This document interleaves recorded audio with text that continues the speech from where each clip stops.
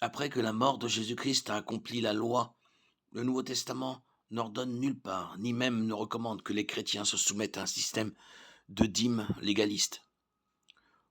Le Nouveau Testament ne précise nulle part un pourcentage de revenus qu'une personne devrait mettre de côté, mais il dit seulement que les dons doivent être proportionnés à ses revenus. Chacun de vous, le premier jour de la semaine, mette de côté quelque chose et le mette en réserve, selon sa prospérité, afin qu'on n'ait pas à recueillir quelque chose à mon arrivée. 1 Corinthiens 16:2.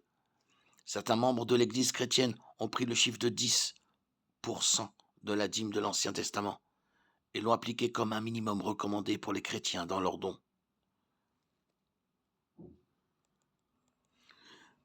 Bien qu'aucune dîme ne soit exigée du chrétien, le Nouveau Testament parle de l'importance et des avantages de donner. Nous devons donner selon nos capacités. Parfois cela signifie donner plus de 10%, parfois cela peut signifier donner moins. Tout dépend des capacités du chrétien et des besoins du corps de Christ. Chaque chrétien doit prier avec diligence et rechercher la sagesse de Dieu en la matière. Si quelqu'un d'entre vous manque de sagesse, qu'il la demande à Dieu, qui donne à tous simplement et sans faire de reproches. Elle lui sera donnée. Jacques 1,5. Par-dessus tout, les offrandes doivent être faites avec des motifs purs et une attitude d'adoration envers Dieu et de service envers le corps de Christ.